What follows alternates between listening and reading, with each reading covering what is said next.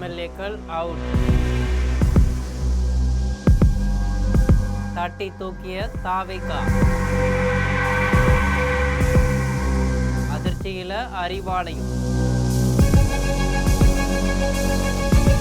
இன்னும் எவ்வளவுதான்ப்பா உங்களுக்கு வேணும்? எவ்வளவு கொடுத்தாலும் பத்தலையா? தாவேகா தலைவர் விஜய் தீர்ந்து போன சக்தி என்று அழைத்த அதிமுகவிலிருந்து 6 எம்எல்ஏக்கள் தன் பக்கம் தூக்கி அண்ணன் எடப்பாடி அவர்களுக்கு ஆப்பு கொடுத்தார். தற்போது திமுகவிலிருந்துமா?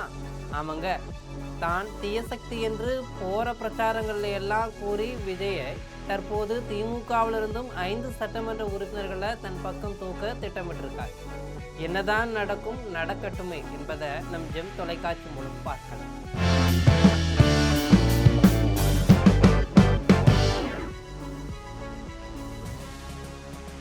கைக்கு எட்டியது வாய்க்கு எட்டவில்லை என்பது போல 2026 சட்டமன்ற தேர்தலில் வெற்றி பெற்றாலும் தாவேகாவுக்கு ஆட்சி அமைப்பதற்கான பெரும்பான்மை கிடைக்கல.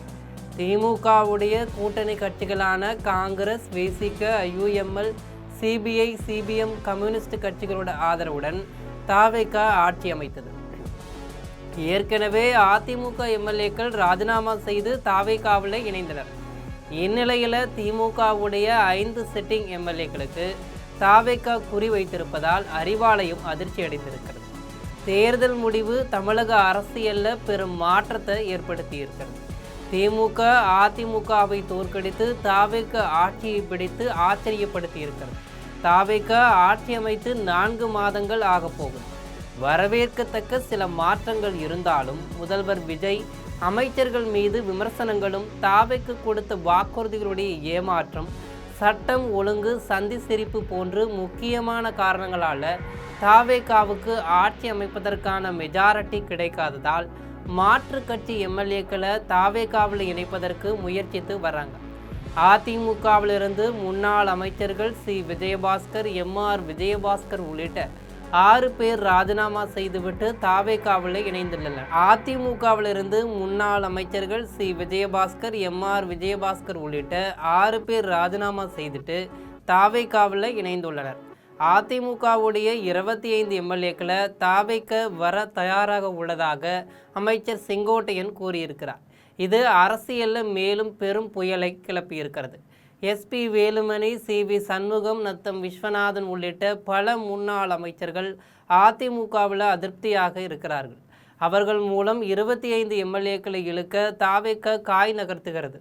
அதிமுகவில் உள்ள மொத்தம் 47 எம்எல்ஏக்கள் உள்ள நிலையில் அவர்களில் பாதிக்கும் மேற்பட்டோரை தாவேகாவில் இணைக்க முயற்சித்து வருகிறார்கள்.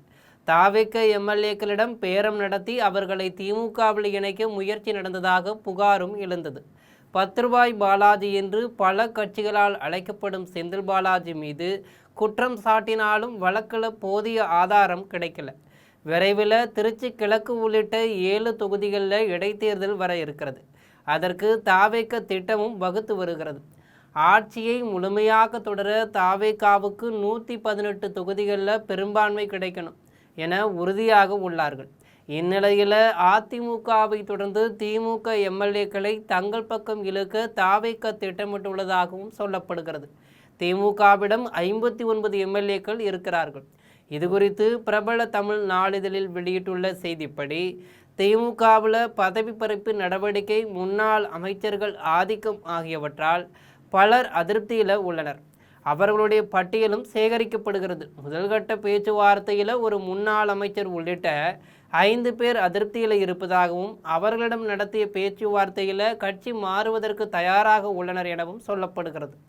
ஆக தாவேகா குறிவைத்திருக்கும் இந்த 5 திமுக எம்எல்ஏக்களும் தாவேகா வலையில் விழுவார்களா, அல்லது நம்மை தூக்கி எறிந்த திமுகவுக்கு துரோகிகளாக மாறி தாவேகா பக்கம் இணைந்து திமுகவுக்கு பல்பு கொடுப்பார்களா என்பதை பொறுத்திருந்து பார்க்கலாம்.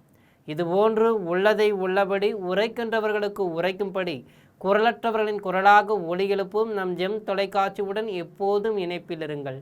நன்றி, வணக்கம்.